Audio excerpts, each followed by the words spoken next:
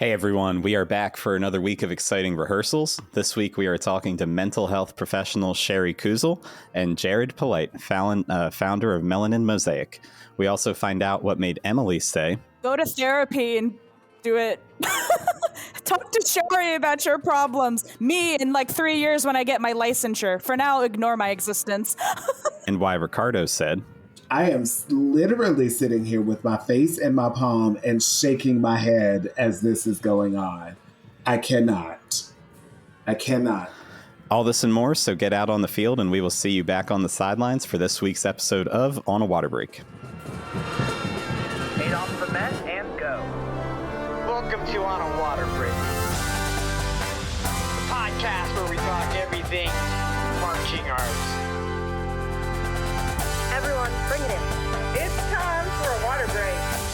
Welcome to another episode of Season 2 of On a Water Break, the podcast where we talk about everything you and your friends are talking about at rehearsal on a water break. I'm Steve McCarrick, and we are in for an exciting rehearsal this week. We have a kind of serious topic for us here on a water break, but it's a very important one, and it's one that we promise not to get too serious with.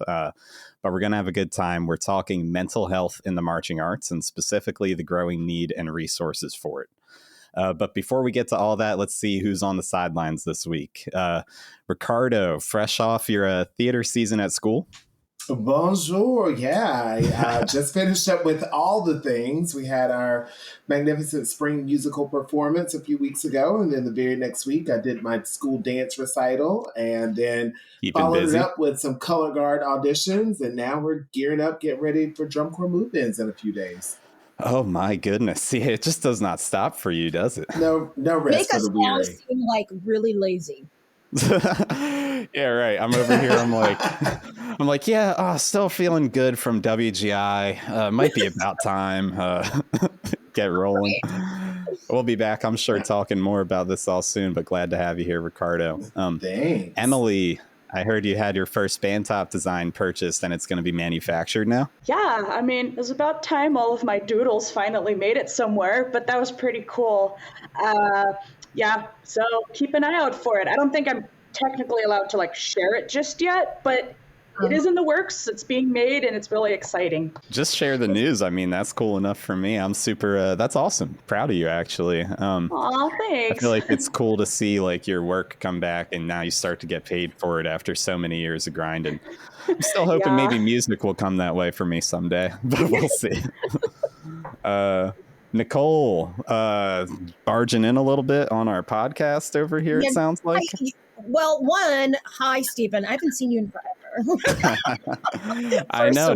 I never see you or Jackie now because we've got the new structure. It's a shame. Yeah. Pop around. Well, once you told me what your topic was today, I was like, oh, please pick me. I would love to come in and talk about this with people. So, yeah.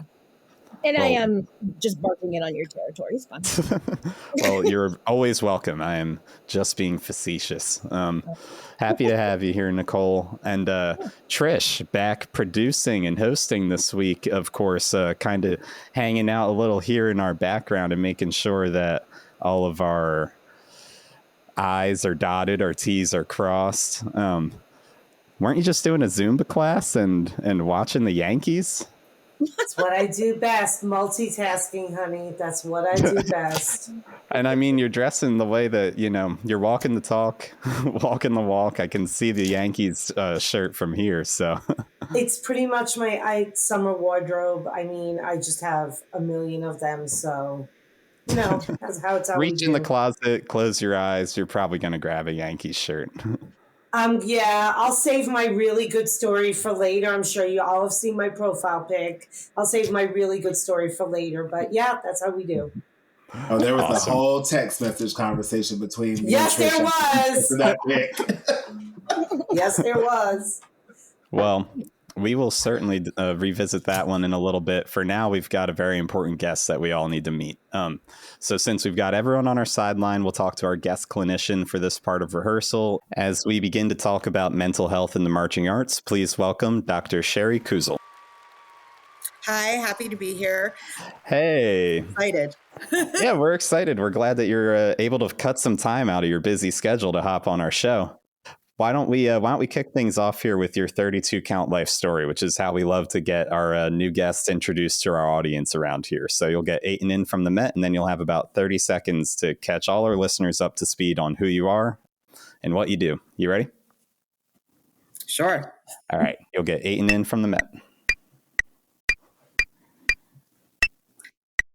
Hi, I'm Shari Kuzel. I have been in the marching arts since I was 9 years old. I have marched with a small all-girl corps from New Jersey, the Bridgemen, the Crossmen. I've taught world-class, open class, and now am on the White Sabres DCI all-age visual staff and the mental health counselor for the Crossmen. In the real world, I am a behaviorist and psychologist for a school district here in New Jersey. Wow, nice. That's awesome. It's cool that you're like back around with a lot of groups that you either marched with or taught, and you're even able to apply like aspects of your professional career into those groups that kind of like helped shape you when you were younger. What would you say maybe led you towards band initially, or did you come from a music household, or? I did not come from other than my dad playing like saxophone and clarinet, but like a friend of mine when we were in 4th grade said, I have this thing I want you to come check out. And it was a small all-girl corps from New Jersey back in the late 70s, wow. early 80s. And I was like, yeah, let's go. Let's do this thing. So back in 4th grade, instead of like a school program, it was actually going to an independent corps. Yes. Wow. Yep. Trish will remember all the small corps that good old New Jersey used to have back in the day. And was in a few. Yeah, no, I kind of wish we still had that. That sounds like a really cool way to get into the activity. And then at some point along the way also got brought towards all the different mental health aspects of things as well. What would you say maybe draws you towards like working as a psychologist or working with mental health? Well, I went to school for speech pathology and started working in the autism field and really just loved working with the kiddos with special needs and became a behaviorist, got my doctorate in clinical psych, did a lot also with adults with what they call dual diagnosis. So those are mental health issues and developmental disabilities. Still consult with a adult program here in New Jersey. And I love it. I think now that we have MASH at the DCI level, bringing awareness to the mental health issues that happen within drum corps, WGI, and all of that, it's an important topic. Yeah. So why don't we talk a little bit more about that? You said it sounds like DCI is putting more of an emphasis towards marching arts. Yes. Great. So could you maybe tell us a little bit more about some of these new initiatives that DCI is taking to help promote mental health in the marching arts? Sure. This past January, we all went to Indianapolis, Indiana for the DCI general meeting. I actually was there with the White Sabres because I'm also their mental health counselor. And I got roped into joining the MASH, which is the Marching Arts Safety and Health Committee through DCI. Mental health is very tiny right now. It's very new. It's very, it's sort of on the radar for all the corps. They're like, we had a lot of issues last year. A lot of kids deciding to have, anxiety attacks in the middle of the summer. So they did a lot of talking about sort of the Gen Z and the new generation and anxiety in our Gen Z kids, because those are the kids that are marching drum corps anymore. It's not really the millennials are now older. It's now the Gen Z. And, they're basically the generation who have never not had social media. So, right. And some of the anxiety-ridden stuff. So it was very interesting. And when they found out what I did, me, Trish knows me really well. I'm always like, yep, okay, let me raise my hand and put my 2 cents in on my opinion here, please. And, and I got roped into being on the MASH committee for the mental health. It is really just me and Dr. Levy right now, who's with the Cavaliers. And so right now, the mental health part of MASH is really, really teeny tiny. You're looking for new people who might be able to join in a few years? Yes, of course we are. I'm something of a mental health person myself. So when I'm not randomly drawing uniforms on random astronomical phenomenon or high schools, I'm actually in a master's program for counseling, actually. It's not a doctorate program, but I've been really interested. Yep, you don't need to have your doctorate. You just need to have a license and and get hooked up with a drum corps because, that's really the big thing. I'm not sure. I know that Dr. Levy's with Cabbies. He also consults with Blue Devils. Oh, okay. And I'm with the Crossmen. I can't tell you if any other DCI corps has a mental health person associated with it. I've heard rumors. We do. We do.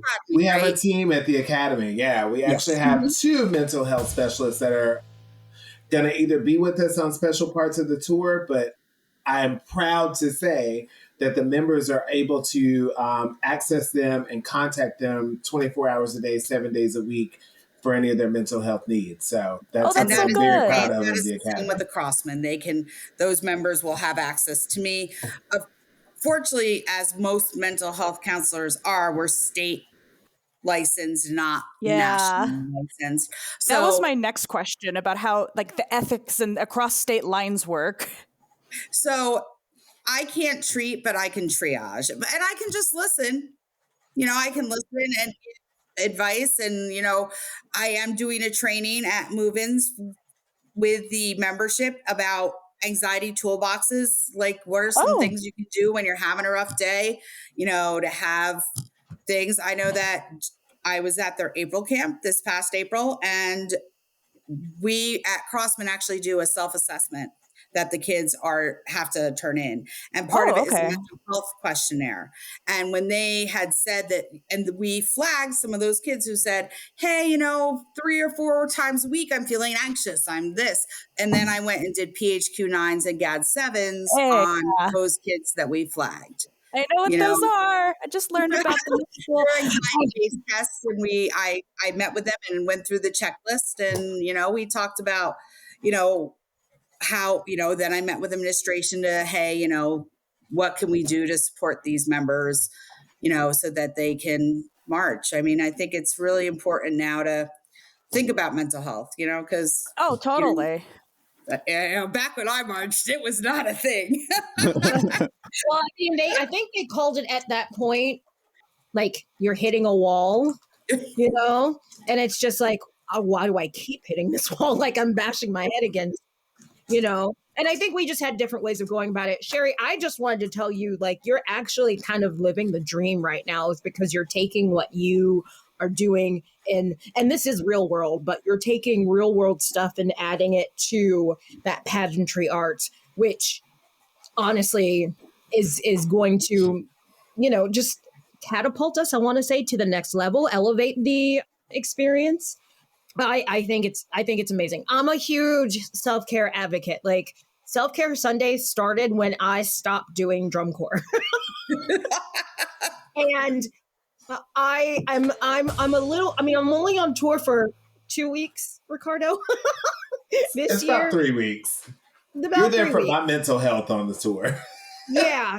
So, I'm going into it differently, obviously. I mean, and just being older and knowing, but I think that's going to be really good for those kids who don't know really how to pinpoint things, but at least you're giving them a way to reach out, I guess.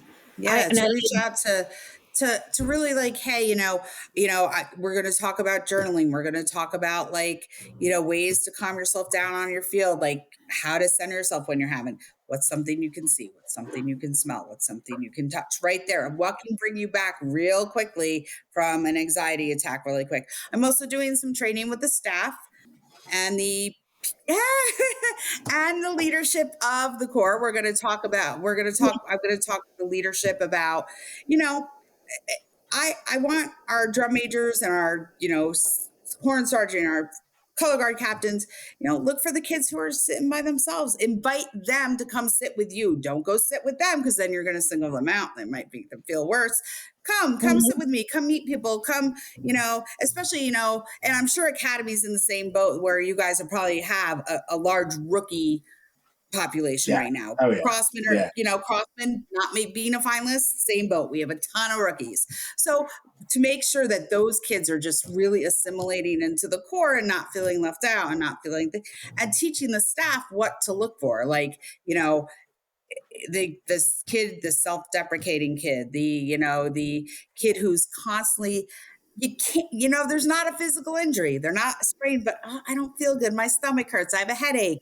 All those kids who are like, oh, those are signs of more of a mental health thing than a physical thing at that point. Mm-hmm. Shari, can I chime in for a second? And this is for the listeners too, just to kind of give you everybody a little bit of insight. This episode came to be because we were throwing around topics for our team, and I was at a moment as a person who is about to take over a world-class color guard, and I was having some serious anxiety myself as a staff member about going back on tour. And so I kind of just threw that into the group. And mind you, I have a degree in human development. Like, I've studied psychology. I've done the things. I'm an intellectual person. I always tend to talk myself through mental health things, but I was struggling myself just with the anxiety of even going back on tour at this age that I am in right now, that I'm not going to say on the air. But, what are some things that you would also say to the staff members and the admin and all of those people who are also going through their own versions of mental stress in the process of drum corps? It's not just the students that are there. We're there, the focus of everything. I mean, we adults are leaving our families, our homes, we're leaving our lives behind. And then at the same time, we're also focusing on making sure that all of the members are okay. That takes a strain as well. Yep. And I always say, remember your why. Why did you decide to, come out of retirement or wherever you were last year and say, you know what, I'm going to be the Academy's caption head this year. In Europe. I was in Europe. Vacationing.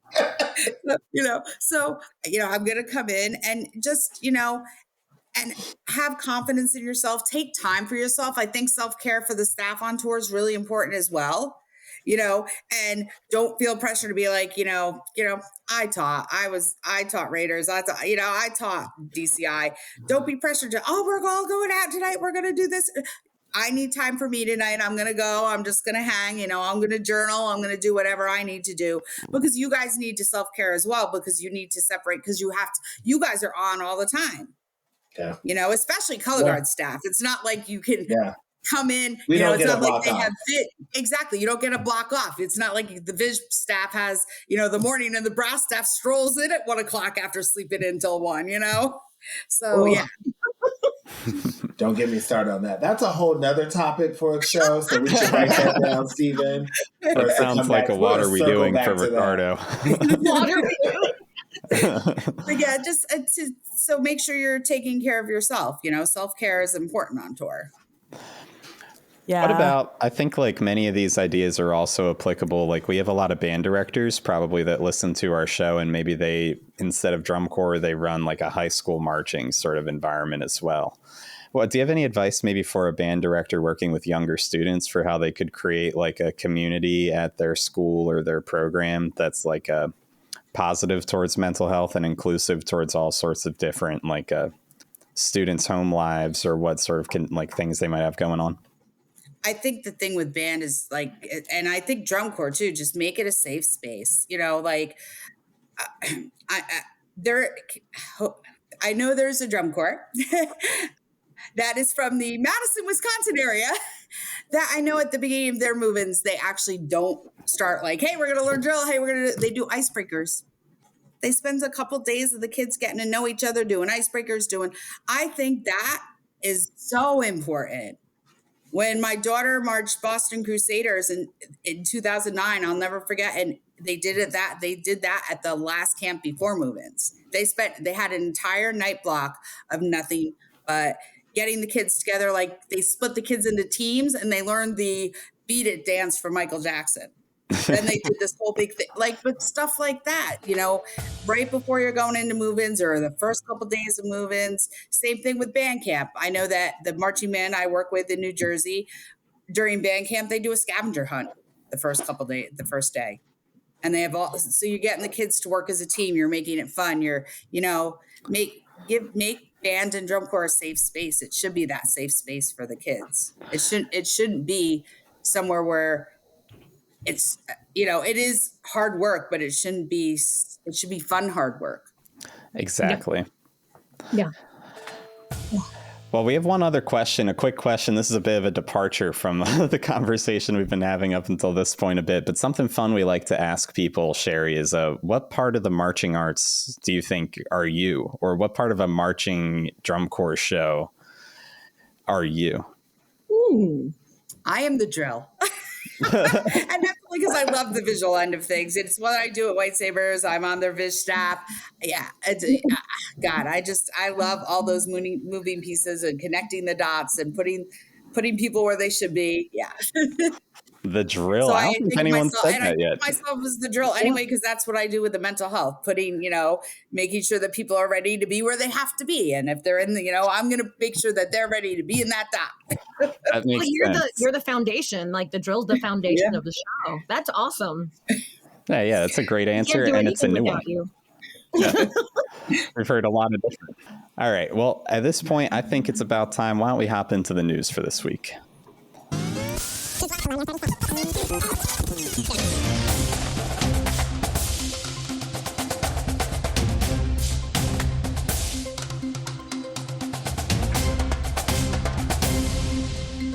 All right. We've got a couple stories here. Nicole, do you want to kick us off? Sure. So there is a town of 8,700 people, and they've raised $45,000 to send their marching band to the Victoria Day Parade. That's nice. That's more than $1 per person. 8,700 people raised 45 grand. The numbers are turning in my head. That's surely someone could calculate that. Not me. Right. And it's a small town, which leads me to believe, before I even read, the article, like, it's probably the only high school there.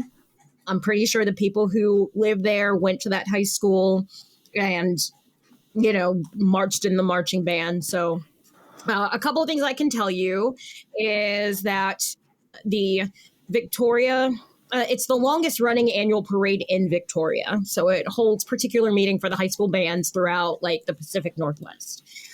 The high school's name is, please forgive me if I'm not pronouncing this correctly, but I think it's Hoquiam High School.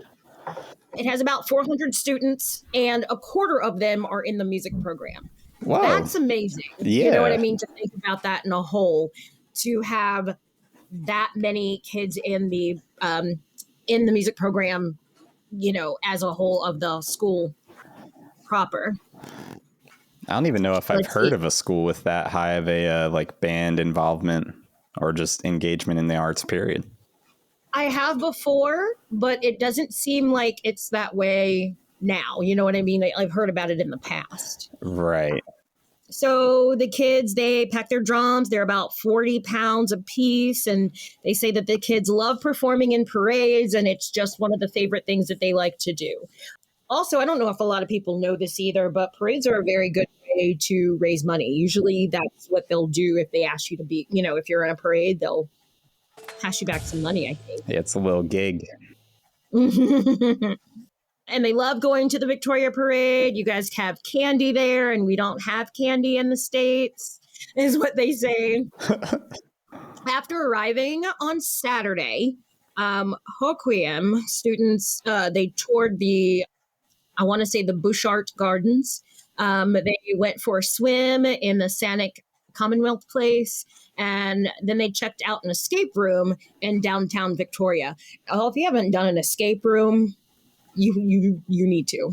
Those are fun. It's fun, been fun. a little while. I think I maybe need a mental health professional when I'm in an escape room. OMG, me too. OMG. Get to me a little How bit. does it make you feel? No. Trapped. Wait, also, Nicole, I was looking at your news article. Sorry, spoilers. But actually, I was wondering if I could go into my news story, because my news story is related to somebody who's mentioned in Nicole's news articles. Go right ahead. Yes. So yeah, Dr. McDavid, who was mentioned in your news article, he's actually retiring. He's the longest running director of University of Washington's College Marching Band. And I think he's retiring after 30 years. He actually got the band block dedicated to him too. Wow. Oh. That's Congratulations. Well, so in here, and on that's your timing is so good, Emily. I try. So it says no. University of Washington Athletic Director, Dr. McDavid, he credits the tradition of a small town Washington state bands for playing in the Victoria Day Parade to Ken Noreen. It's a former music director of Shorecrest High School in Shoreline, Washington, just north of Seattle. He was one of the people who played a huge role in establishing one of the high school's presentations. So McDavid is bringing a 40-person drum line. Wow, that's a lot. That's a lot of bang bang. It's fine. And a half dozen dancers from the University's Husky Marching Band, to the Victoria Parade for the last time, as you said, because he's going to retire. We're going to miss him dearly. Oh. So I think this is amazing. Like, to have the backing of the community. And I mean, I think that's a big reason why a lot of high schools, especially in small towns, they do a lot for the community, not just for Friday Night Lights, but for parades and for other, grand openings and things like that. So it's like you are all helping each other. And I think that's great. Yeah. As someone from... Oh, sorry. Oh, that's okay. Oh, no, I was just saying, like, as someone who's from WA, the Pacific Northwest, it is true what you say, Nicole, that, like, we do try to do a lot of community events. Like, the university does a lot of community events. The ensembles I'm a part of do a lot of community events. So it's just really sweet. Before we get derailed, maybe we should go to the next news story when we're done. Yes. So I'll just say this. So let's see. Just following the parade and the festivities. So let you know, this is actually happening on Sunday, starting with the Hoquiam Jazz Band at 10:30. Final performance will be at 4 p.m. with an hour-long show featuring the U.S. Marine Corps from San Diego, the Naden Band, and the Canadian Scottish Pipe and Drum Band. Oh, man. Yeah, it's a big event. Yeah. And then on Monday is the actual Victoria Day Parade, and it will run on Douglas Street to Tolmie Avenue to Belleville Street, beginning at 9 o'clock. If you are in the WA area, wait, that is a state. Sorry. If you are in Washington and you're near this, I think you should go. And then the last thing I just want to bring up, too, performances and displays of culture from local groups. They tie into such countries as the Ukraine, Peru, Nepal, and Korea. So it's going to be cultural, like multicultural, different kinds of music. It'll be great. Yeah, it's pretty cool. I wish I lived in Washington instead of New Jersey. Shari could probably relate. But, and Trish. But that's cool. Definitely, if you're listening and you're in that area, you should go check it out. Ricardo, what do you got this week? Oh, my goodness, Stephen, I'm coming to you live from my podcast recording studio, which is actually just the guest bedroom in my house here in St. Petersburg, Florida, to tell you about the 2024 Future Music Educators Experience that is only at DCI. Listen, guys, this is a collaboration with Drum Corps International, the College Band Directors National Association, the amazing Fran Kick. I've known Fran Kick for over 20 years, and his presence in the Fran world Kick ran some is stuff with me. Fran Kick is awesome. To know Fran Kick is to know love and light. But the Midwest Clinic, the National Association for Music Education, the National Band Association, the National Federation of High School Associations, the Percussive Art Society, and Winter Guard International. This is an offer for future music educators to get the opportunity to learn outside of the normal university curriculum, and it provides a platform to ask questions to those who have been in their shoes through a variety of interactive sessions and activities. And it is going to take place at the 2024 Drum Corps International World Championship semifinals on Friday, August 9th at Lucas Oil Stadium. This event is free to any student who is currently enrolled in a music program or music education program, both undergraduate and graduate level. And the best part about this, not only do you get all of the backing of all of these amazing organizations who do so much for education and education in the arts, you also get a complimentary ticket to the DCI World Championship semifinals. Okay, come learn and watch. Yeah. So That's some awesome. of the benefits, it's totally awesome. Yeah. Some of the benefits of this is that you get to learn from a network with a variety of movers and shakers in the marching music community. You get a behind-the-scenes tour of Lucas Oil Stadium. You get a ticket to the DCI World Championship semifinals. It's just great. You know, like, this is one of those things where it's like, you need to jump on this if you're a future music educator. As someone who has been in a music education program who is now teaching, I'm going to tell you, you're never going to learn as much in that classroom as you are talking to actual people who do it. And if you have good professors, they're going to tell you that, because mine did. And they made me get out in the world and do stuff. But, so how do they sign up to do this again? Yeah, so the registration form is up on dci.org until July 26th. You just go to dci.org/future music ed. That's dci.org/future music ed. Awesome. Nice. Yeah, go check that out. That is not something you want to miss if you're in the Indianapolis area, or even if you're not, dude. Like, you're going to get a free ticket to semifinals. For semifinals, child, you better go. Like, maybe you should make the trip out, get your free ticket. It's probably, you can't beat that experience in a classroom. You're exactly right, Ricardo. All right. And then the very last one here, I think, Trish, you actually got something for us here. What do you got? I do. So my last week news article was about the director of participant relations leaving WGI. This week we got word that Wayne Markworth is also leaving WGI. He's leaving his position as director of WINS. And WGI put out a really nice statement complimenting him. You know, Wayne Markworth has exemplified fearless and visionary leadership throughout his tenure, fostering remarkable growth and success. I mean, and that's definitely true. I mean, we can all remember a time not so long ago where there was no WINS category at WGI, and look at how far it's come. So if any of you out there are interested in applying for the position, you can get in touch with WGI, but I don't know him personally, but I mean, I could certainly appreciate all the contributions that he did make to have the WINS thing really kick off the way it has. Mm-hmm. And, you know, those, I don't know if anybody here knows him, but certainly, you know, major props to him, and, you know, best of luck to him, you know, whatever he decides to take on next. Absolutely. Excellent. Yeah. And that's actually a really exciting idea. We do have so many like band director listeners and other folks, maybe just from our recent WINS shows that have been coming out. I feel like we've been kind of on the beat of what WINS is developing into. It's been a little bit of like a unearthed story for a lot of color guard or percussion people, because we don't really know what goes on over there. Whoever's going to take on this new role actually has an incredible opportunity to like really shape a whole entire idiom of the activity into what it's about to grow into over the next like 15 to 20 years. So like, genuinely really cool opportunity. There's someone out there listening that would probably really kill it in that role. Cool. That's awesome. Thank you for sharing. And then Shari, I think I actually have a little note here. Is there something you wanted to share with us? What are we doing?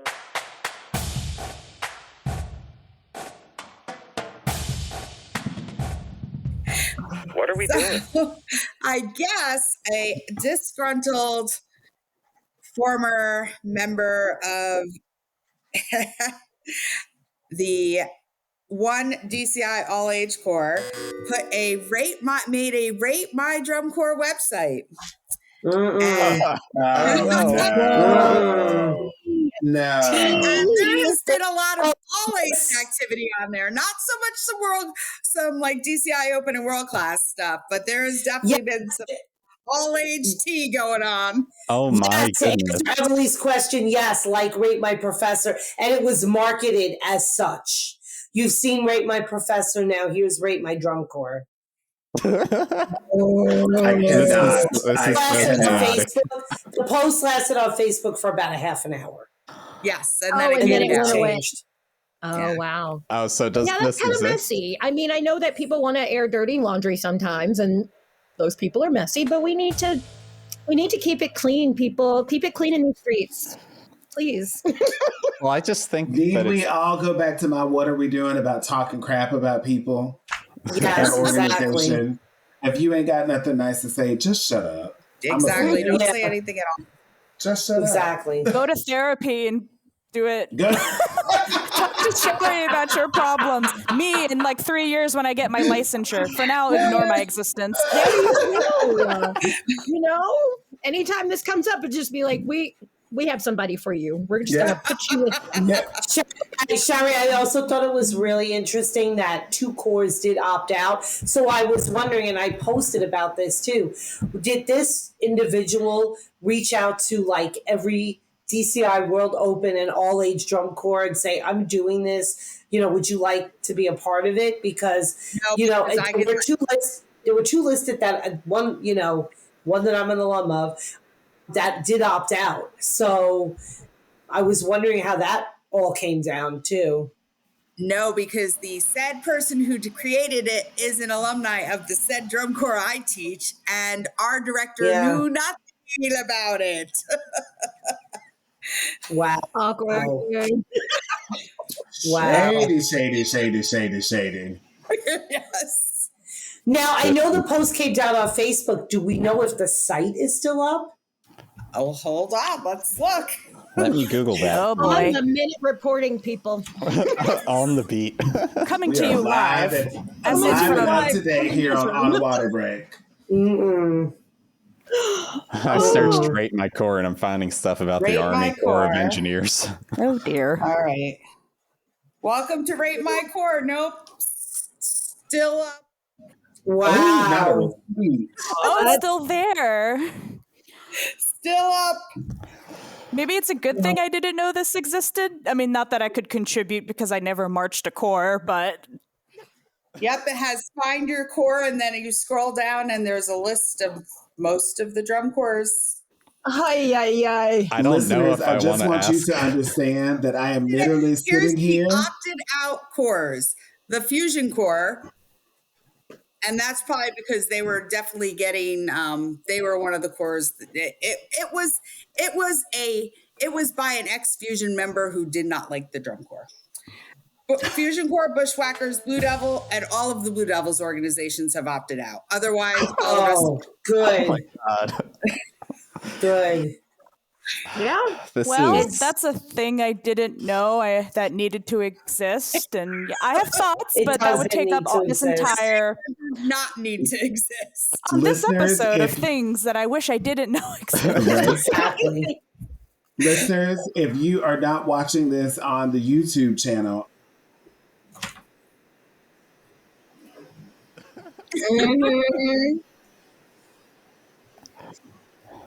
I just have like this like grin that's 50% cringe and 50% like I can't take my eyes off like what's happening here in this Oh no, call. am I Like, being filmed? Or am I going to be seen making cringe faces? Oh no. Maybe funny. this is going to be some inspiration for your next doodle. Cringe? Oh, oh, Emily, right. cringe? ...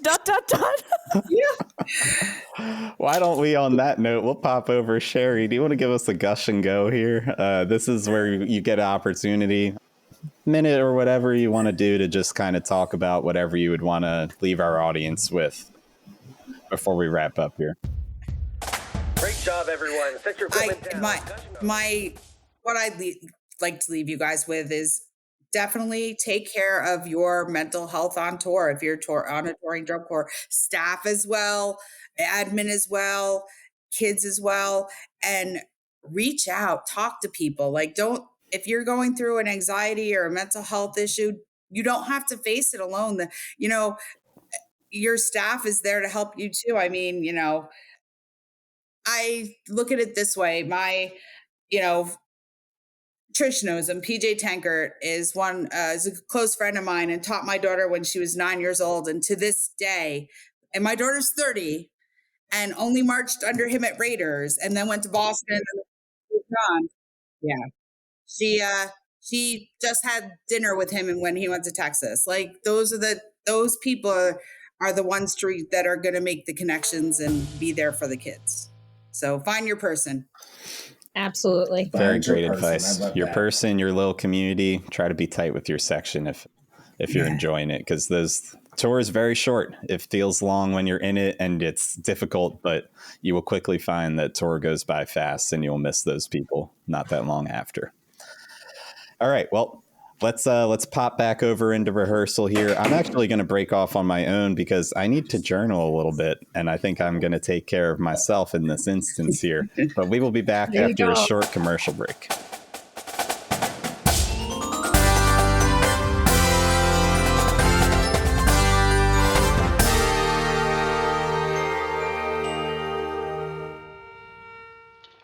Hey everyone, it's Jeremy, and here are your announcements coming from the box.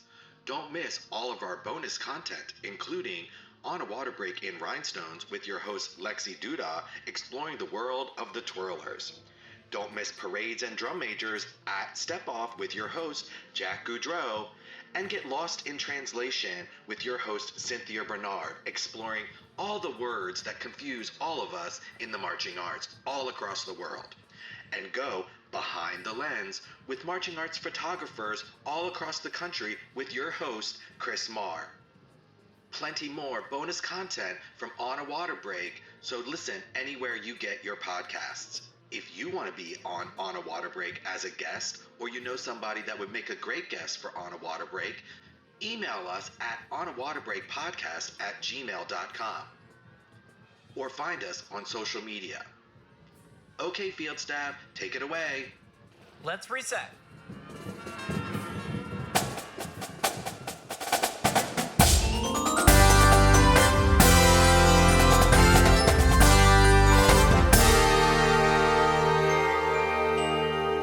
All right, it is time. We are back and we're ready to welcome another guest host to the sideline, Jarid Polite. Thank you for joining our show. Hello, thanks for having me. Absolutely. We're just rocking and rolling here. I think a good way to get everyone introduced to our new guest here is through our 32 count life story. It's going to give you about 30 seconds to introduce our audience to who you are, what you do, as well as Melanin Mosaic, and bring us all up to speed. You'll get Aiton in from the Met. You feel ready? Yes. All right. You get Aiton in. Hello, my name is Jarid Polite. I am a multi-hyphenated creator, producer, artist, as well as the founder and artistic director for Melanin Mosaic Performance Ensemble. I started my marching career in Brooklyn, New York, on a whim, going with my father to a rehearsal. Didn't know where I was going, and I've been involved in the activity ever since, going from horn player to drum major to color guard. And I found my forever home in color guard. But I'm also a huge fan of movies, visual arts, performance arts. And so Melanin Mosaic is really that combination of all those loves. Wow, that's super interesting. I'm going to have like a million questions about that. And I'm ready for a million and two of them at least. So Melanin Mosaic combines maybe a couple different sorts of hobbies and loves of yours from your lifetime. Is Correct. Melanin Mosaic a traditional performance, like ensemble in the marching arts, or is it something a little different? I say it's using the skills we all gained in the marching arts and putting them to use in a different avenue, a different platform, as non-competitive.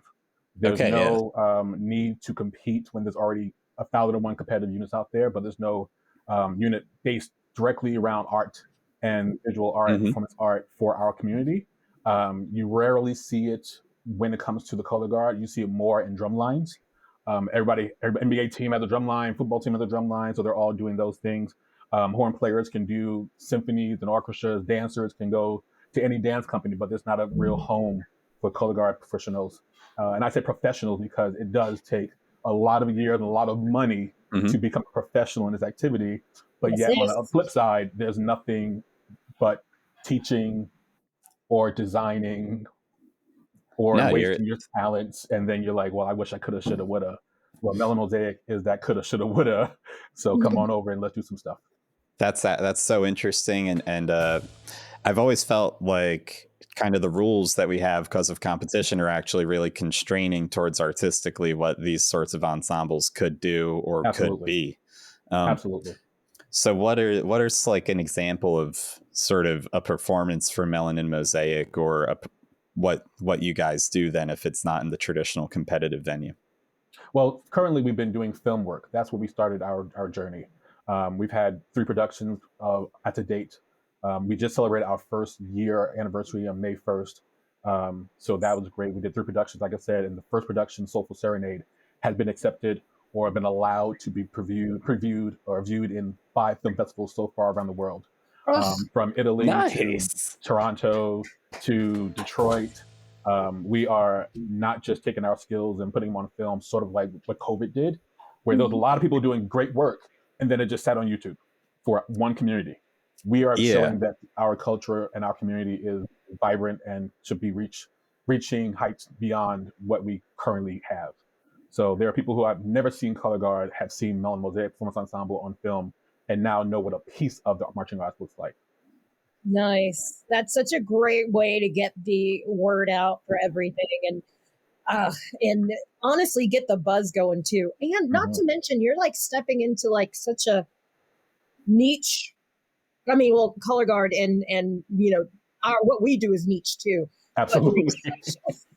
Such a niche thing with like film festivals. Yes. I love film festivals. That's like my getaway from that. And so I would say my first love has always been film. When I was thinking about, where my love has really resonated, The Wiz is my favorite movie, hands down, of all time. And you have that kind of stellar cast with that kind of music, that kind of dancing, that kind of visual storytelling. As a youngster, I was blown away, consistently just watching it. I can watch that thing front, back, up, down, left, right, BA select, start. I can watch that.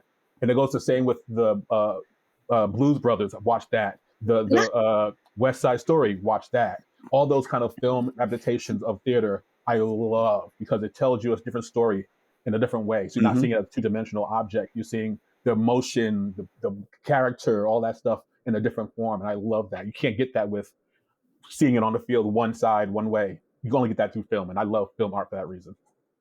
Jared, you and I have gotten to talk a little bit on the side, of our mutual love for theater. And in a phone conversation on Friday night last week, we were talking about the fact that I just got to see The Wiz on Broadway, the new Broadway cast. And how has theater influenced, not just film, but theater, musical theater, like live theater influence how you think and take about ideas for Melanin Mosaic? There's no greater joy than live theater because it is live. There's no barrier between you and the audience. So when it happens, it happens.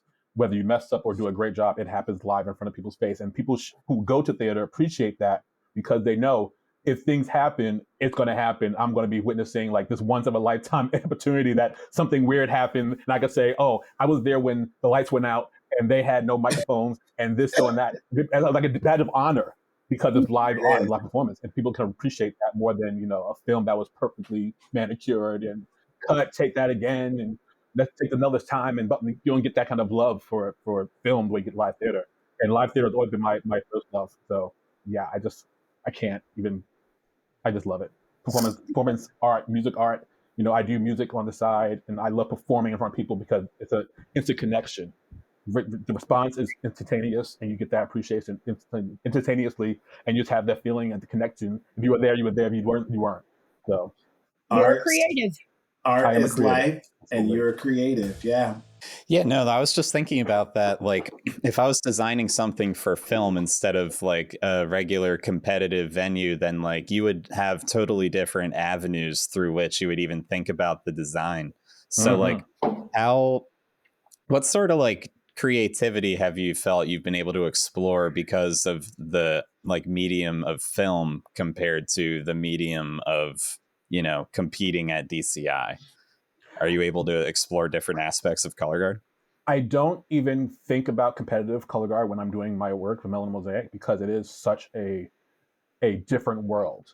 I Yeah. often say, you know, the arts and community, we are in a sandbox, right? It's very beautiful in the sandbox, but the sandbox is usually on a beach where there's a lot more sand, there's a lot more opportunity, water, sun, surf, people, bars. There's lots more opportunity when you're not in the sandbox. So Yeah. that gives it a range of let's try something, let's do something, let's be creative, and there's no limits when it comes to, you know, creating work outside the competitive world.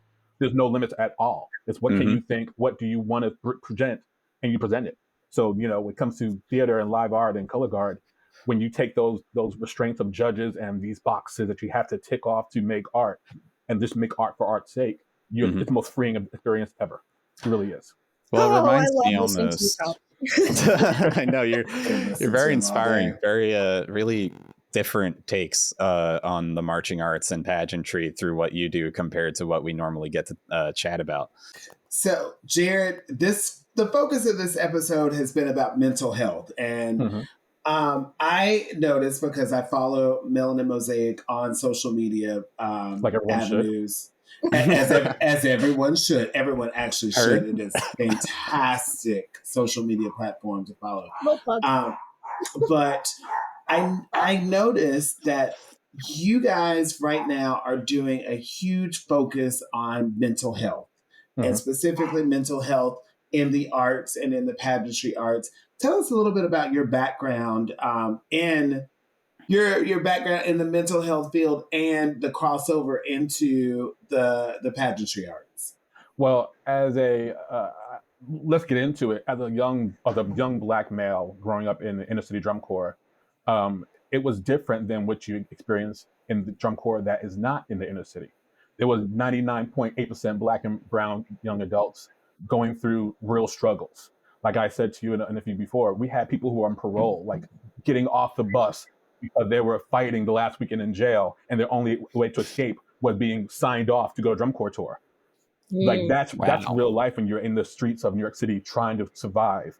And we had that experience growing up where it wasn't just like we're doing this because it's fun. Like we're doing this because we want to escape, like literally escape whatever we're dealing with in our real lives, whether it be on tour or just a weekend or just a day performing around the country.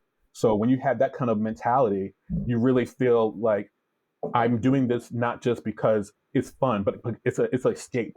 And sometimes those things we don't talk about in the marching arts community, mental health, and how we are expecting the world from these young adults, not realizing or thinking about what they're going through when they're not in our presence.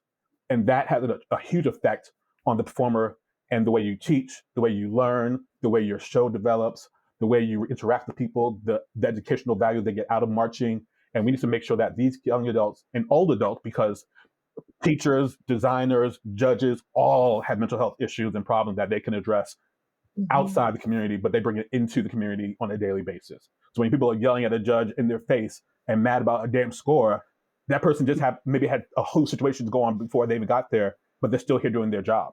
But we're not thinking about that. We're thinking about only ourselves and our part of what community that we're in and what we need out of this experience. And then we bring that into our own lives and then bring that to the groups. And then it becomes a festering cesspool of just problems that no one's addressing. So mental health is a huge part of marching arts and it should be addressed way more often. And I'm sad that it's not. So Melanin Mosaic was taking our part to make sure that we are doing us a justice to make sure that people who have any kind of situation have a place to learn, have a place to grow, to be better human beings inside and outside the activity. Great. I mean, honestly, you hit, I think that you hit the nail right on the head because honestly, and you made me think about some things too, because just like, okay, we don't know where, I mean, the kids the kids, people who teach the judges, we don't know what you walked away from. Mhm. And we don't know what you're missing in lieu to be here. You know what I mean? Like to be on tour. Absolutely. So yeah, that is a lot. That's 100, 200 people's problems all in the same bus for 3 months. Like that's a lot. That's a lot going on. When you With put it cell that phones way. nowadays, people get messages and phone information. It's not even have to do with them. It could be the world going around them that they're feeling like, That's now I right. have to go out and smile, perform. Well, meanwhile, the world's hurting around me. And these young adults nowadays are getting way more information than we did. We didn't have a cell phone. We was like, well, we're on tour. Let's just have fun on tour. Look at cows pass by and buses and, ooh, this is pretty. This is pretty. Now they're inundated with distress and problems Yes. 24/7, and there's no escape. And they come out and perform. It's like, yeah, I'm going to go to block, but I just read that they're bombing or they're murdering or that this is happening or that's happening, and I got to smile about it. I mean, And perform like that's happening. It's something to be said. Like when I marched back in the 1900s, we didn't have cell phones. Cell phones weren't a thing. And even when I marched in the early 2000s, which is real close to the 1900s, we weren't allowed to have cell phones. So my time as a performer on Drum Corps Tour was very different. Like it was an escape from the world. I had no idea what happened in the rest of the world for 3 months unless I picked up a newspaper. And I was 16 and 19 years old, and I didn't care what happened. Now, I mean, 10 years ago when I taught Drum Corps was when the Charlottesville shooting happened. And I can remember being on tour and getting that information where we're off doing our drum corps thing, and all of a sudden we get this information that something just happened where these innocent people get shot in the church. And the morale of the drum corps that I was teaching at that time, you could see it go down because the kids got that information. And it was outside influences that had nothing to do with drum corps are now being pulled in because the kids are inundated with information. They're inundated with the outside world. And because of that, I feel like they care more about what happens out in the world because they're so connected to it. But it's consistently caring, constantly caring. So now you're asking them to throw 16, roll, and catch. Meanwhile, they just heard something or they're thinking about something and their brain is going a mile a minute. And we're like, 5, 6, 7, catch, throw, toss, catch, throw, get it. Why you not like drop, stop dropping, stop yelling, blah, blah, blah. And it's a whole different world now. But we're not thinking about the professionals who are out there because the professionals, again, you're paying a lot of money to do this, but you're getting these skills. And at the end of the day, what do we actually give them to handle the next chapter of their lives? A lot of this is like somebody said, what do you do after you stop marching? 21 years old, you're doing this for your life. There's no program for you once you're done marching. It's like, you're done. Congratulations. Now what? And that's a whole nother level. Yeah. I've never experienced that. I kept continuing going, but there's not places that you can see where you can go and say, I'm going to march when I'm older. They don't have places. Now they just stop marching, and now they're dealing with that stress and that anxiety and that depression of not marching after marching 25, 30 years, whatever, how long they've been marching, and now it's just done. Where do they go? Where do they turn for support? Well, that underscores the need for ensembles like Melanin Mosaic that provide performers the opportunity to continue not just to perform, but to even like advance their performance in other artistic ways after they age out. Absolutely. And it really is a part of my existence is because I had so many friends who I would see just sad that they weren't performing anymore, knowing damn well they're not going to compete again, because that's a whole nother level of stress. They're not going to do it, but there's nothing else for them to do besides like Pride Parade once a year, and then that's it. And then watching people do what they think they can still do or want to do or wish they could do. And it's like a whole depression that goes through every single year, every single WGI season. Your friends are just like, oh, I wish I marched, I blah, blah, blah. Break that cycle.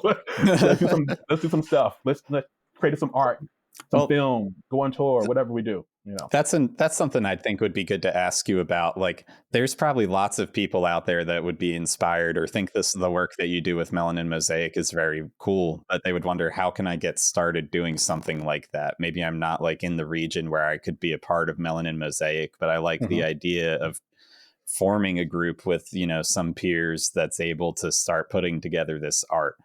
Maybe could you explain what some of the early stages of Melanin Mosaic were like and how you form something out of nothing in that way?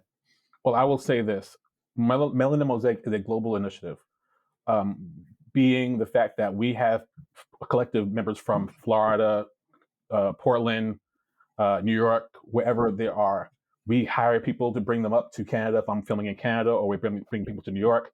So we work with people wherever we are. It's a one-man show, so I can easily say, hey, let's go down to Atlanta and film some work, or let's go to Japan and let's film some work with people in Japan. I'm open to traveling, but it's also a matter of what do you want to do? How can we help facilitate that and create an avenue for you to perform something that you created, that we present and put out and sponsor your work. So it really is just about getting out there, taking that risk, and just doing the work that you want to do. There's no real magic wand. It's just creating. Everyone has a cell phone. Everyone has music. Everyone has an idea for a show that they wanted to create. But let's take that idea off the color guard performance floor and put it into a space that's just artistic. And that's what we did. There was no thought of competing. It was like, let's be artistic and create something that hasn't been seen before. And that's what Soulful Serenade came out as. And then the next piece was me watching a young lady perform music at a concert and saying, hey, I want to do this color guard thing to your music, and you're involved. And that's what the whole storyline to her music, just recreating the idea of what the song was about. It really is that simple. Just get out there and do the work. It's not there's no magic wand. Just create your art. Yeah, no, that's really what it is. It's like giving the opportunity for someone to be an artist within the skill set of color guard, which is normally like a difficult skill set for you to be an independent artist in. Yeah. That's so cool. That's like actually truly a unique idea to really run with the way that you have. And we talk to a lot of people. It's new to me, and I really like it. People did it during COVID. People were making film and art and all that kind of stuff, but it was still in the realm of color guard and not just art. So it was still like a straightened hold on what would the color guard community appreciate. Okay, let's put 13 people on a flag. Let's put 12 people on dance and let 16 people on a rifle.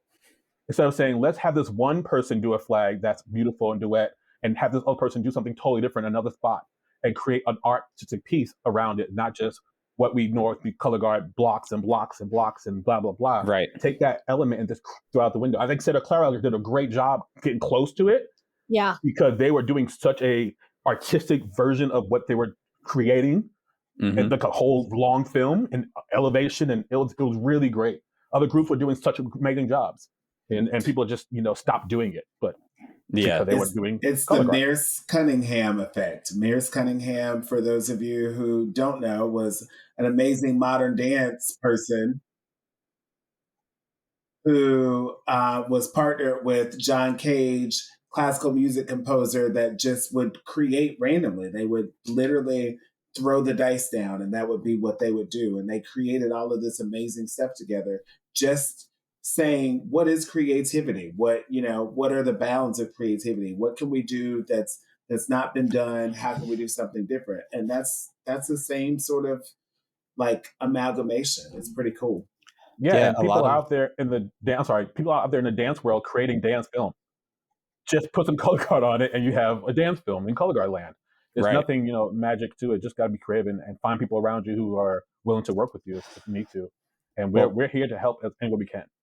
A lot of what you're talking about kind of echoes stuff that I've heard like Rick Rubin describe in interviews, where he's like speaking to artists and saying like, if you want to succeed as an artist, you shouldn't be making art that you think is what others want you to make, which is kind of the full essence of what competitive drum corps is making art that you think a judge wants you to make.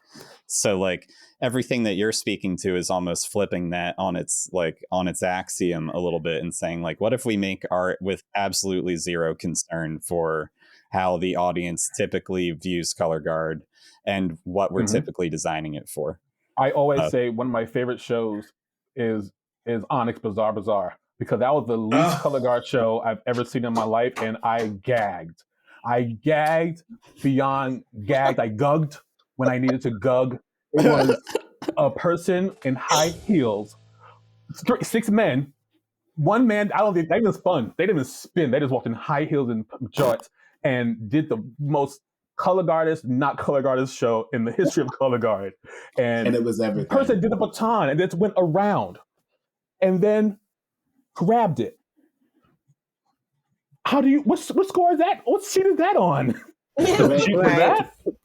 There's no sheet for that. You can't put a number on it. You can't put a number on it. They did, because they did enough color guardy stuff to make, okay, here's a color guard show. But when that person did that to the music and then caught it back, I was like, oh, I'm done. And the high heels and the boop, boop, boop, done. Everything. Done. Everything. Bizarre. One of my favorite not color guard shows ever. I need to go check it out because I'm a drumline person, and that's what's great. I love talking to all of you because like I always hear about wonderful color guard stuff that I've never been exposed to as a drummer. I'll definitely go check that one out in a minute. It's also kind of cool to think, though, like we're focusing on how you can make art outside of the competitive environment. But like if you even look inside the competitive world, the groups that are succeeding are following the same principles that you're describing. It's groups that actually do go and do something different that then gets rewarded by the judge, ideally gets rewarded by the judge at the world-class level for doing something new. Blue Devils. I'm Blue Devils and Blue Coats. I'll say it out loud. The Blue Devils, the Blue Coats, they're doing art. Scott Chandler does not care. And that team, they just do what they're going to do and they create something.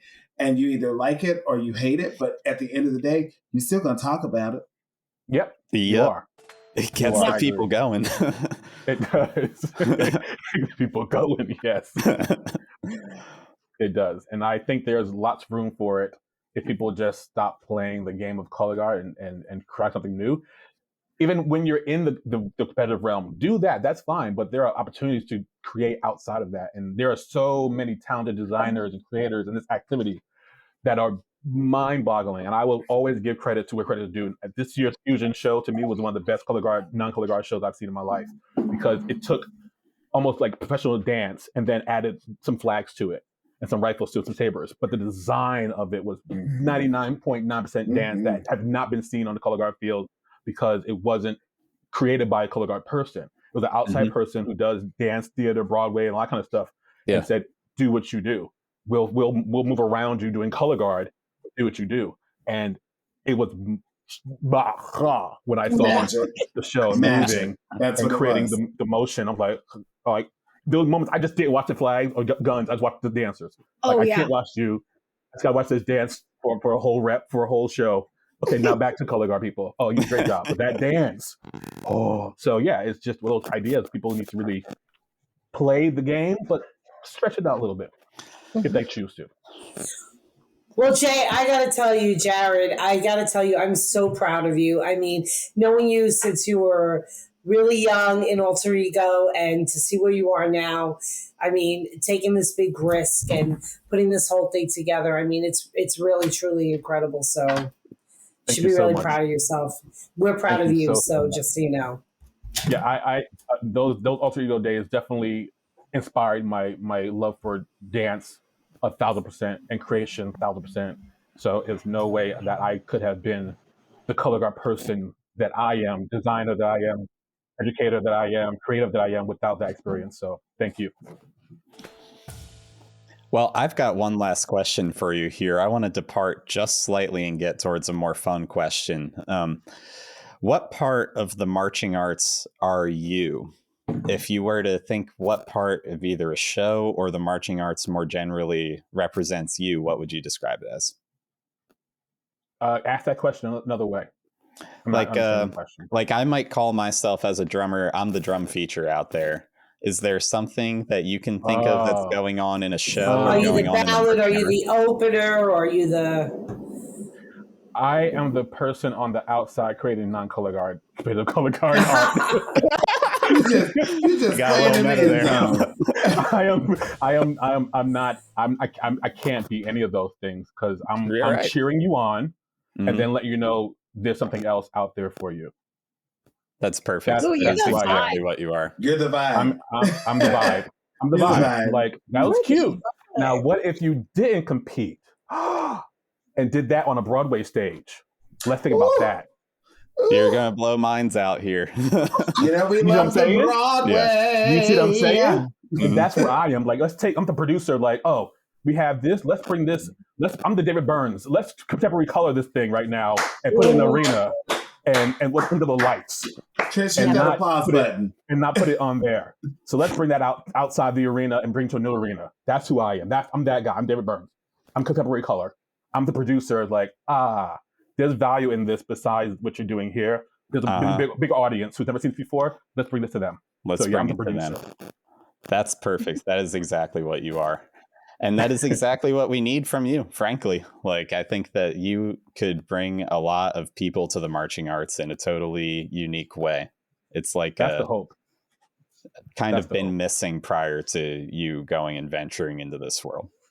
And I can't say it's not been done before because, we've had brass theater, we've had blast, we've had shockwave, all those things. There are plenty of people doing like theme park stuff, but that's still so limiting to a certain people that there's opportunities beyond that. When you start seeing people again in theaters and football stadiums doing halftime football shows and commercials, that gives you a spark to be like, there's value in this besides what we do in the competitive field. You can actually make money doing this. Hold on, what? Shock. Yes, you guys actually make money instead of just paying people to do your shows. Like, yeah, let's make some money making this work. Let's put it on a cruise ship. Let's go to Cirque du Soleil because you're actually juggling equipment now. You're throwing things in the air and spinning around 13 times. That's called juggling to me. You're doing manipulation of props. That's Cirque du Soleil. There's different avenues we're creating besides competitive that put people in spaces that they've been training their whole entire lives to do outside of the competitive world. Yeah. So and I think that those kind of opportunities probably exist for all the different sections too. Like as a drummer, I think it's right there. It's like it is right there. Again, you guys have NBA halftime shows out the wazoo. A football team do the New York Jets drum line, the Atlanta Hawks drum line. So you guys performing and getting paid to perform every Sunday from here on to Noah's End. And the color guard's like, yeah, we want to. No, sorry. Can you dance though? Can you do a jazz split? No, not really. Oopsie poopsie. See you next fall. Have a nice trip. All right. Well, I've got a lot of things to consider here. You've blown my mind wide open. So I'm going to go think about every different context in which bass drumming could possibly exist. And I will get back to you all after this commercial break. We'll be right back.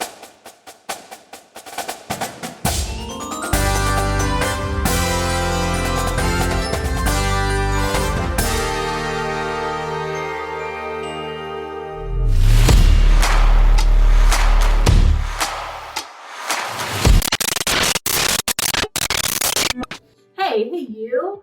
Are you enjoying the show? Did you know that Guard Closet is here to help? We can help you set up a microsite for easy student ordering of shoes, gloves, and other equipment. We can help you find great looks and consignment for your color guard, drumline, and marching band. When you buy consignment, you help other organizations too. We can help you get great gear from many different marching arts vendors.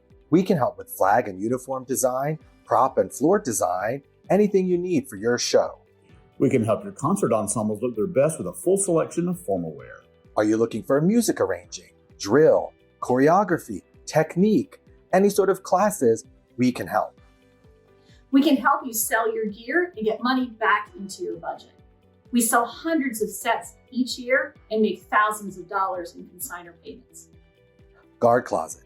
We are here to help.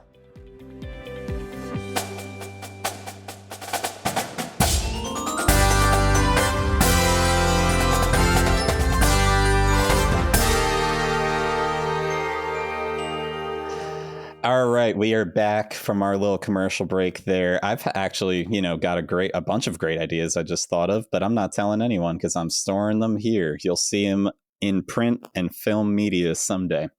For now, I want to pop in. We'll do our What Are We Doings. Breeze through them real quick. What are we doing?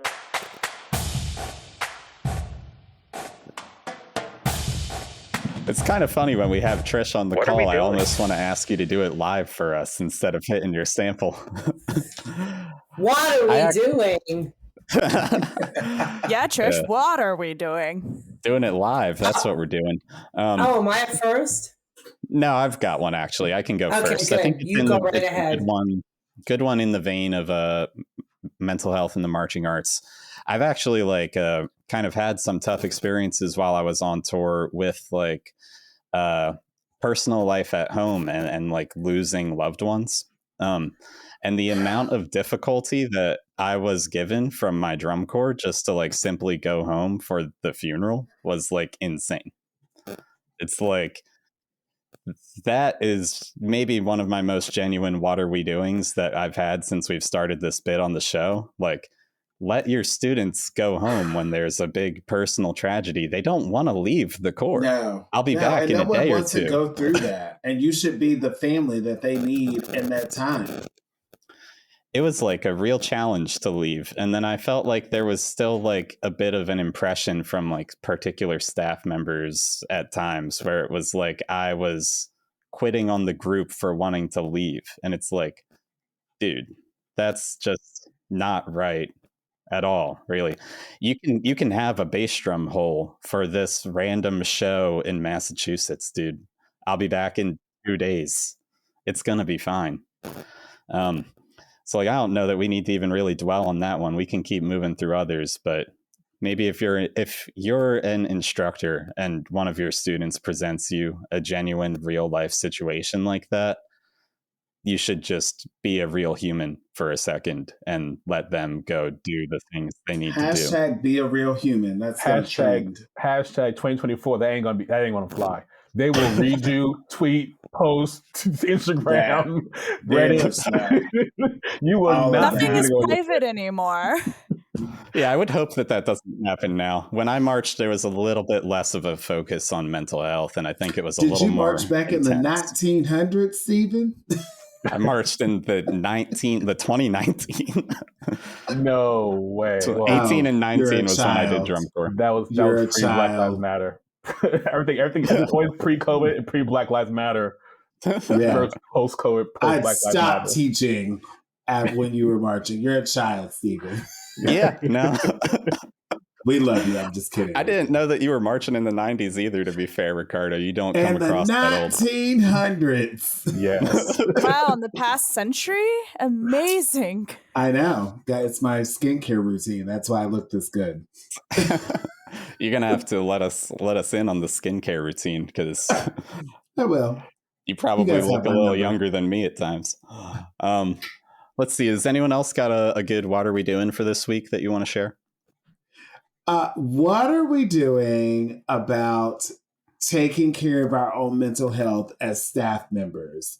Ooh. You know, I am stepping back onto the drum corps world after a 10-year hiatus of being on the staff. And, you know, with all of my education and degrees and all of that stuff and life experiences now, I am still experiencing anxiety.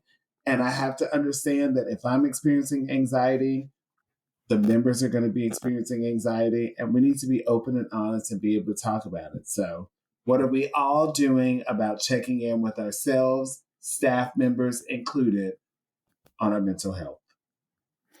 Yeah, sometimes I think it's like good to just like not try to deny it to yourself, like to just like be like, okay, I'm feeling anxious about this. And then just for like having that acknowledgement, it at least helps me feel better. I almost think that sometimes as a staff member, you like want to push that stuff down and not think about like your own feelings and emotions, because you know you have to. That's what like, we did in the 1900s. We pushed it down. I mean, I go through a little bit of that too. Like, I'm one of those people who, like, with my high school program, like, and my independent program actually, where like I have to be there. I have to be at every rehearsal. I have to be there. Well, now for the last couple of years, my boyfriend, as a Christmas gift, gives me Yankees, like a 9-game Yankees plan. And last year, one of my games fell during band camp. And I really struggled with no, I have to be there. I have to be there. And you know what? I said to myself, you know what? Let me just go. Let the rest of the staff handle it. It's okay if I miss one rehearsal to do something for myself. And I really learned a lot from that. You know, I really learned a lot from, it's okay. It's okay to miss one rehearsal. Really, it's okay. And it's pretty ingrained in us to not feel that way. Like it's so ingrained, like perfect attendance at marching band that like you kind of forget that, you know, maybe that was a bit of an unrealistic expectation. Maybe it's something to strive for, but it's okay to not meet it all the time. Yeah. I have a what are we doing? What are we doing to educate staff members about youth first aid, mental health first aid, so they can just understand the signs of mental health first aid for young adults when they're going through these things and what the steps are to address those situations as you're teaching 120 young adults with 15 staff members coming in and out every week. What are we doing to make sure that these people who are staff members are coming in prepared to actually handle young adults and their mental stresses? Because you're coming in for a week and you're out. You're not thinking about what's going on for the whole season. I'll see you guys in the finals.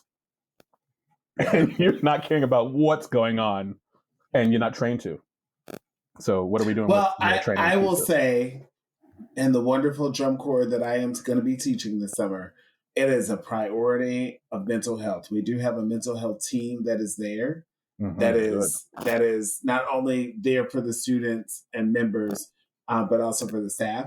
But the first thing that's going to happen next week when we move in is we have a meeting with our mental health counselors about how to deal with the things to know and identify things that when we don't know how to deal with them as people, because not everybody on the tour, I'm an educator. I teach every day, all day. So I deal with this all day long. But those people who aren't necessarily in my world or in the education world, they're giving us the tools to be able to do that. So I'm hoping that our drum corps is a model for other drum corps to be able to do. It has to be. It should be a DCI, WGI, BOA initiative that is training and education throughout the whole entire year, so that people are going on touring, because you're getting your best friend because they can teach and spin. They're not getting your best friend because they handle mental health crises with teenagers. It's coming though. It's coming. It's definitely coming. Yeah. It's coming. Yeah, actually, it's pretty interesting. The guest we were speaking to just earlier tonight, Dr. Shari Kuzel, is kind of starting to spearhead like the initiative to get more like psychologist and behaviorist involvement with corps throughout like the DCI summer at least. So yeah, I'm interested in that too. Yeah, Emily. I'm actually in a master's program. I know I'm in my master's program right now for mental health counseling, funny enough, but I can't really do anything until I get my degree. So yeah. One of my passion projects is to start a peer specialist training program where people on drum corps tours and marching arts ensembles can talk to people who are maybe a little older, people who just finished marching or have been, captain a couple of years ago. They can talk to and like, hey, I'm having a problem on tour. How did you handle this? What did you go through? Those things. Because sometimes talking to somebody who's gone through it and not in your face yelling at you is a good place to start. Oh, yeah. Also, fun fact, I am a certified peer counselor, so maybe there's hope. Excellent. There is definitely hope. Yeah. I would love to see you get in there, Emily. I'm trying. I'm still at school. I'm just a baby. You will be there soon. It's only temporary. You will get that. But yeah, that sounds like a really awesome idea.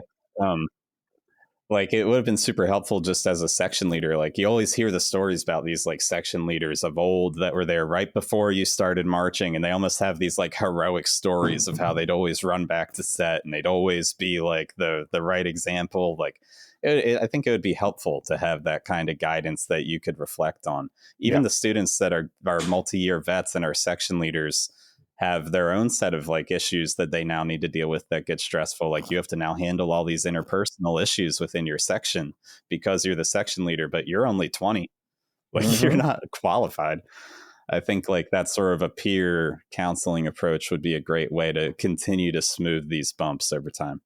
Absolutely.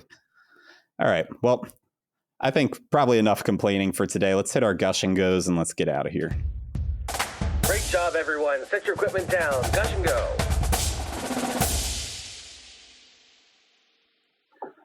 All right. Ricardo, do you want to hit us with a first gush and go for the evening? Yeah, I'm going to gush and go. I am in the midst right now at Listeners as we are recording this podcast. I'm sure it'll be out a few days after now, and don't know where you're going to be, but I am packing all of my stuff to be gone from my house, to move to the desert, to teach color guard. And I'm very excited about it. I'm excited to have a new team. It's my first year as a caption head, not my first year teaching drum corps, but my first year as a caption head. And I'm really excited about the design of the show and working with new students and the new experience, and just me and some members who love color guard as much as I love color guard, and the staff who loves color guard the way that I love color guard, doing our thing for 2.5 months. I'm ready to go. Let's do it. That's awesome. Let's go. Yeah. I'm so excited for you. This is your first time like being a caption head at this level, right? Like Yeah, doing it independently. it is. I've been on staff before, but I have not been the person in charge. And I will tell you, there's a lot of work that goes into I bet into this before and after, and it's been fun. But now I'm ready for the part that I love, which is being with members and teaching and growing together. I'm ready for that. Yeah. So let's go. Let's go. Well, we're excited to hear from you. Definitely keep us posted. Hit us up in the text group chat, and maybe a couple times. You're going to be busy. Get some what are we doings from the road. It'll be great. Some what are we doing from the road will be very much appreciated. I look forward to them. Let's see. Emily, do you have a gush and go for us? I think I alluded to it earlier, but I submitted my first official uniform design for high school, so that's kind of cool to see a doodle finally become a real thing. So, It's so cute, Emily. It's so cute. Yeah, that's awesome. And then probably more to come someday, I should hope. Just keep on barreling down that road. It's going to be good for you. I like to think I do at least a decent job. You do a decent job. Trish, do you got a gush and go? Yes. I actually got to meet my favorite baseball player on Friday night. He's on the knees. Who is it? DJ LeMahieu from the New York Yankees. DJ LeMahieu from the New York Yankees. And he was playing in a rehab game. He's coming back from an injury. So when those of you who don't know baseball, when they are coming back from an injury, they send them to one of like the minor league teams to kind of do a couple of rehab games before they bring them back up again. So he was in Somerset in New Jersey. And I was like, and when I saw that he was going to play Friday night, I was like, this could be, I even posted about it. I was like, this could be a right after school on Friday moment for me. So I did. I just bought a cheap ticket, right down the third baseline where I knew he'd be playing. And I really thought that would be as close as I got to him the whole night. I was like, all right, this is cool. So he didn't play the whole game. He came out, which was expected. He was only going to play a couple of innings. So I was like, well, I'm not going to stick around here. I'm going to head home. So I went down this staircase where I thought led to the parking lot where my car was. And it wasn't. It was the wrong parking lot. It looked like it, but then I was like, wait, I don't recognize that building. It just doesn't look right. Maybe I'm on the other side. I'll walk around. But then as I was figuring it out, I saw a bunch of people standing there with a whole bunch of like DJ jerseys and stuff to get autographed. And I was like, wait, so they were like, yeah, we come to these rehab stints all the time. He's going to come out this way. So I was like, should I wait? Is this dumb? No, maybe I should leave. I don't know. Should I wait?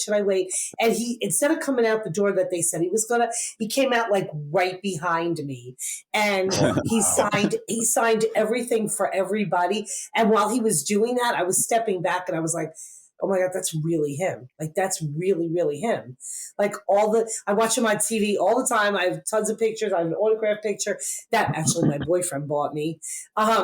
Even though he knows I'm in love with him, he bought me that picture. But I was like, oh my God, I was like, it's him. It's really him.